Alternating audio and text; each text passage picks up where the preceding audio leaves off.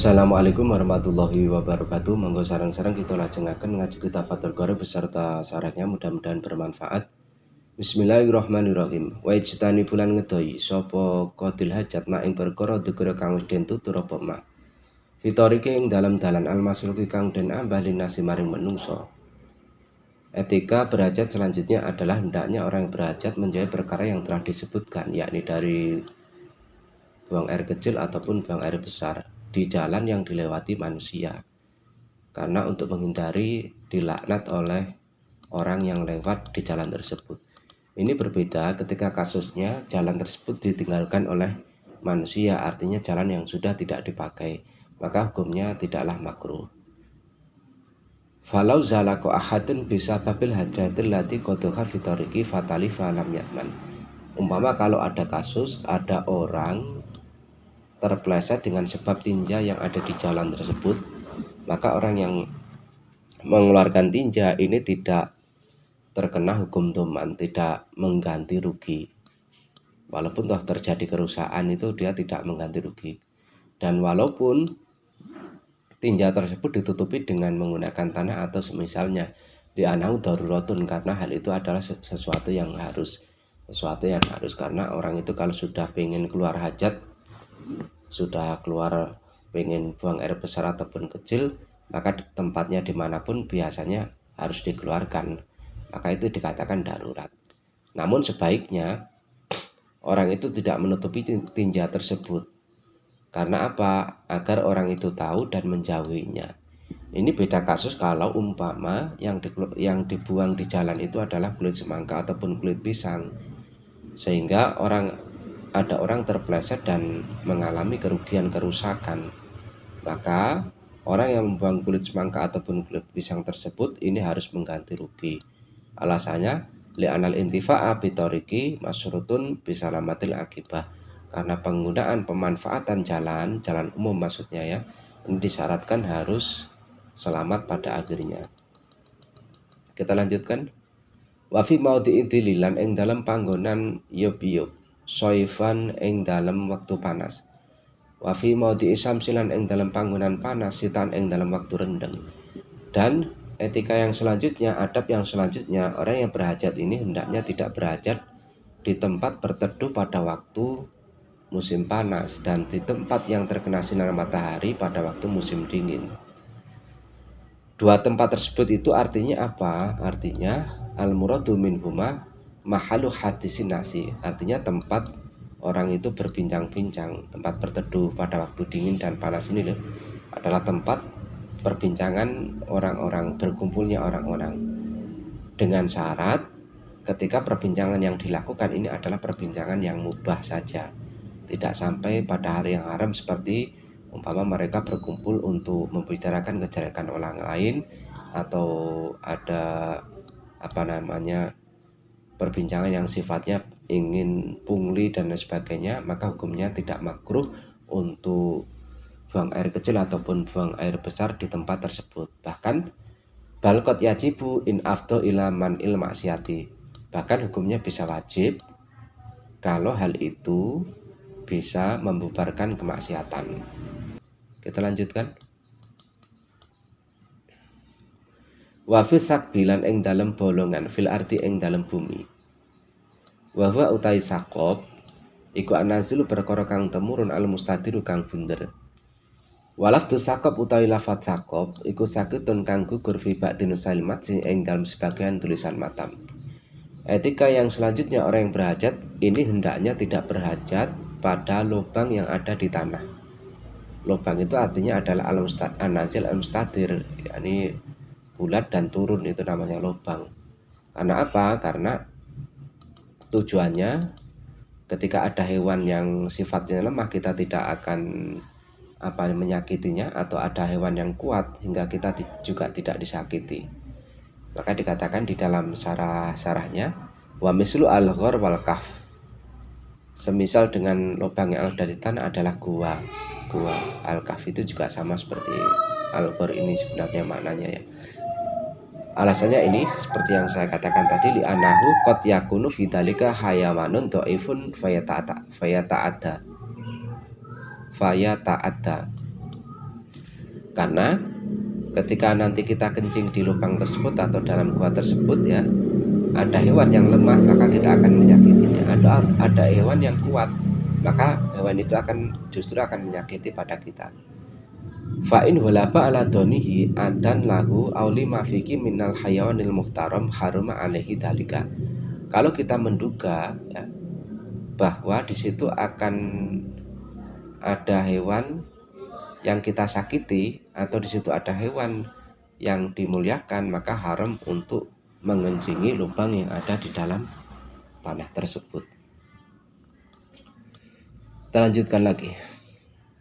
Walayata kalamulan ora guneman adaban krana gawe adab li ghairi daruratin krana sakliyane darurat sapa qadil hajati wong kang nekani hajat. Dan sebagai etika lagi, orang yang berhajat hendaknya tidak berbicara kecuali dalam keadaan darurat. Tidak berbicara ini hukumnya hanya sunnah saja ya. La bitikrin wala ghairihi, tidak dengan zikir ataupun selainnya zikir. Umpama kok sampean itu pada waktu qadil hajat bersin, maka sampean mengucapkan alhamdulillahnya ini di dalam hati saja dan sampean akan mendapatkan pahala. Baingkan ala yusabu ala dzikril qalbi, walaupun toh sebenarnya kalau umpama sampean itu bersin dan mengucapkan alhamdulillah dalam hati ini tidak mendapatkan pahala, maka ini merupakan pengecualian ketika sampean sedang qadil hajat. Wala yukrahu alhamsu wala tanahnu, tidak dimakruhkan hanya sekedar hamas merengengeng saja, ini nggak masalah, artinya tidak jelas di kuping kita. Mengucapkan alhamdulillahnya tidak jelas ya, tidak jelas maka hukumnya tidak masalah, tidak makruh. Begitu pula tanah nuh ini juga dehem tidak dimakruhkan pada waktu orang itu sedang berhajat. Wa dhahiru kalamihim anal qira'ata la tahrum hina itu.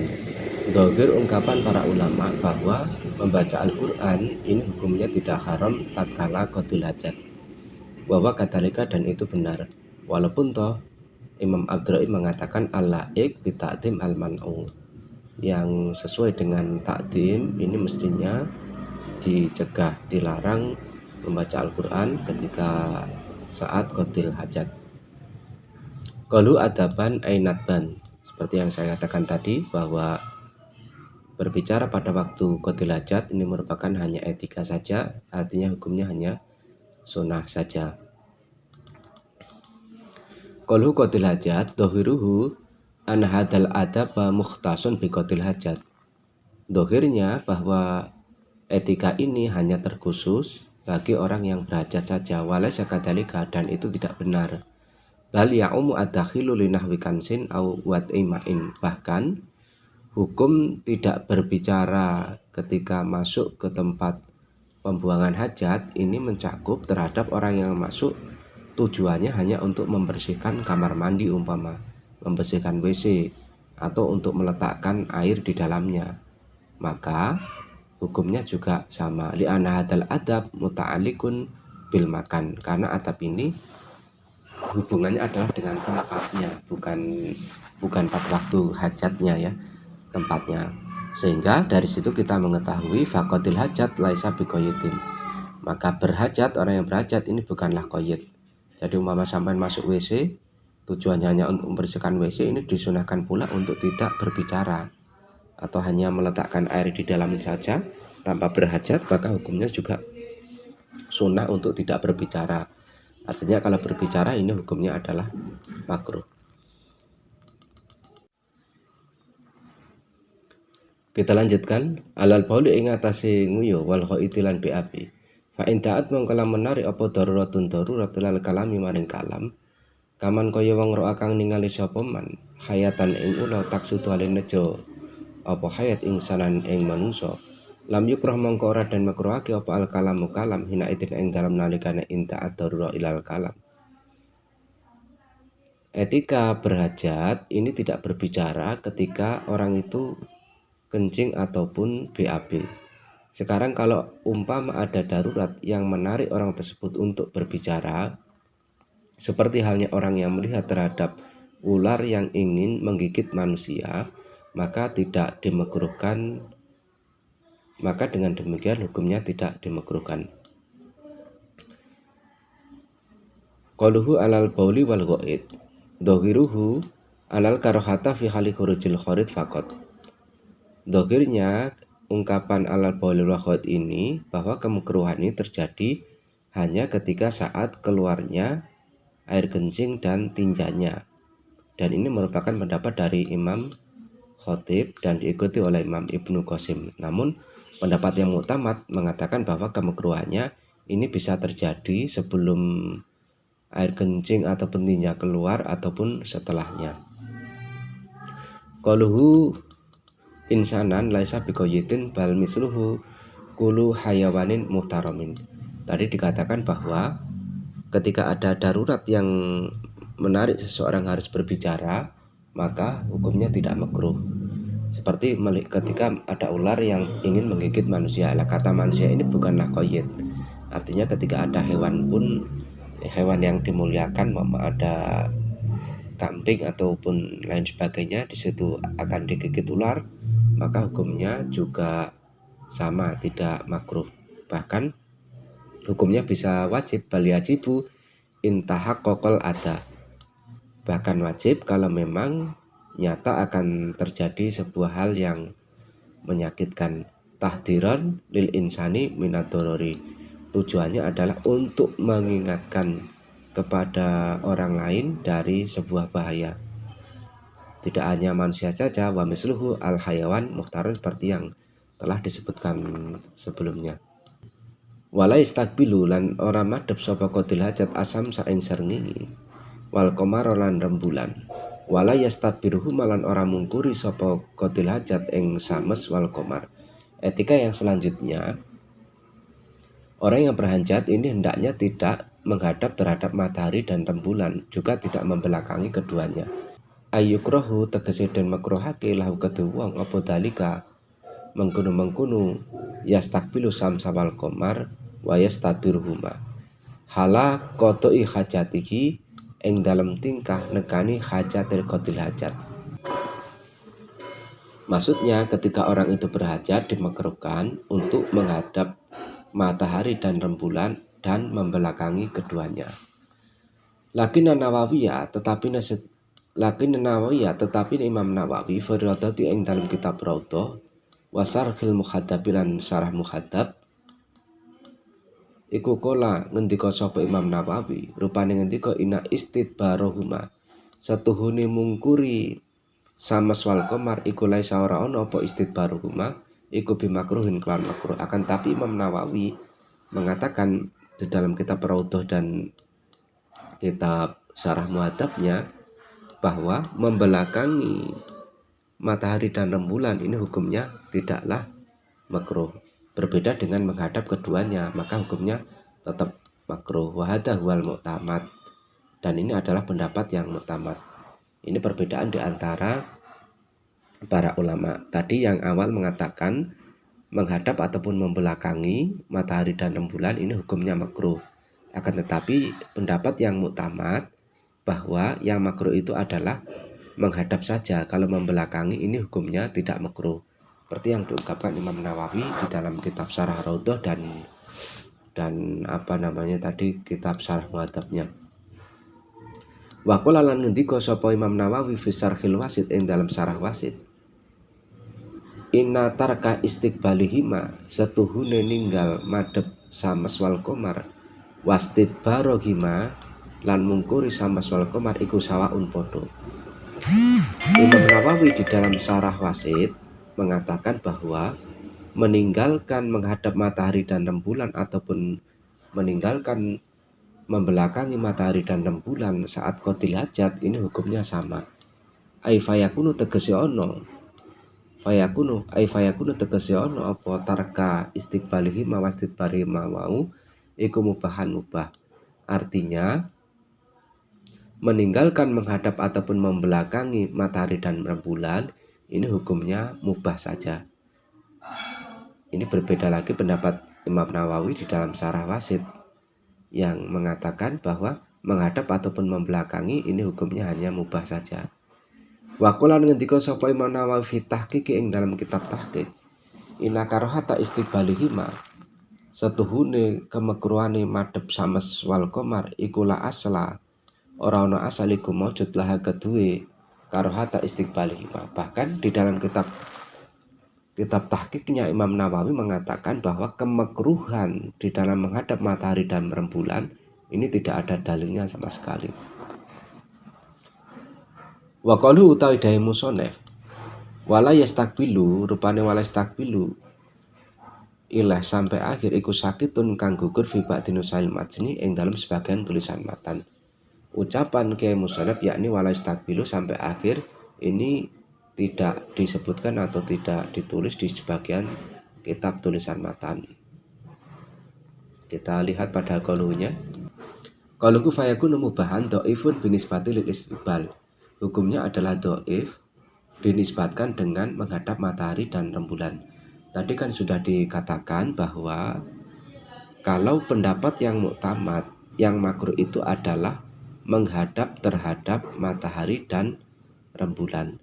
Kalau membelakangi, ini hukumnya yang muktamad tidak makruh. Sehingga apa yang diungkapkan oleh Imam Nawawi di dalam kitab Syarah Wasitnya untuk masalah menghadap matahari dan rembulan yang menghukumi mubah, ini hukumnya adalah dhaif.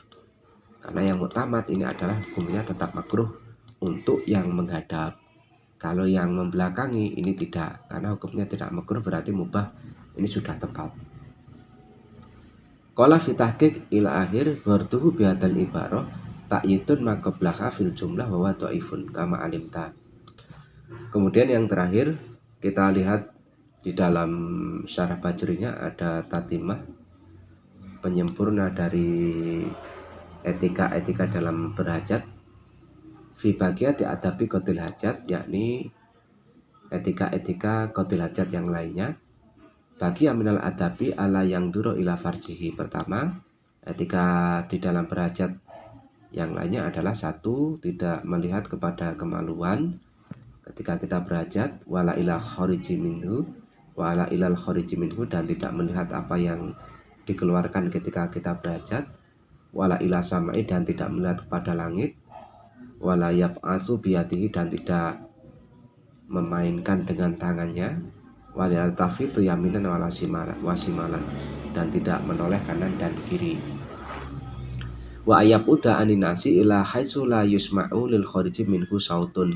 Kemudian etika yang selanjutnya adalah menjauhi manusia sekira apa yang sampean keluarkan itu tidak terdengar suaranya, wala yusammu lahu rihun, dan tidak tercium baunya. Fa in ta'adzara alaihi al-ibadu anhum sunna lahum al-ibadu anhu. Ketika sangat sulit untuk menjauhi dari manusia, maka yang disunahkan adalah manusianya untuk menghindari orang yang mengeluarkan hajat. Dan hendaknya orang yang berhajat itu menutupi dari pandangan manusia, walaupun dengan menurunkan bajunya ya, sekira tidak terlihat lah sekira. Wa ala yabula fi mawdi'i khubibirikin, dan tidak kencing di tempat angin bertiup. Li ala ta'uda alaihi birosas. Alasannya agar air kencing tersebut itu tidak mengenai pada diri kita, tidak terciprat dengan air kencing tersebut. Wala fi makani sulbin, juga tidak kencing di tanah yang keras. Ini juga alasan juga sama. Li ala ya'uda alaihi rosasum min kulli sholapatihi. Karena kalau kita kencing di air keras, otomatis air kencingnya akan kembali ya, akan kembali mengenai kita. Wa ala yabula qaiman, juga disunahkan untuk tidak kencing dalam keadaan berdiri. Wa inna ma fa'alahu sallallahu alaihi wasallam li bayanil jawaz. Adapun kenapa Rasulullah sallallahu alaihi wasallam ini pernah kencing dalam keadaan berdiri, ini tujuannya adalah untuk menjelaskan bahwa hal itu hukumnya diperbolehkan.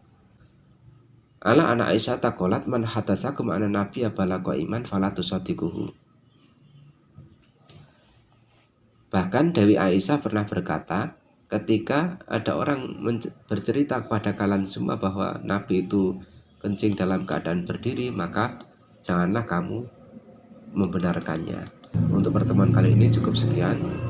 Mudah-mudahan bermanfaat. Kita lanjutkan pada pertemuan selanjutnya tentang hal-hal yang membatalkan wudu. Saya akhiri, wassalamualaikum warahmatullahi wabarakatuh.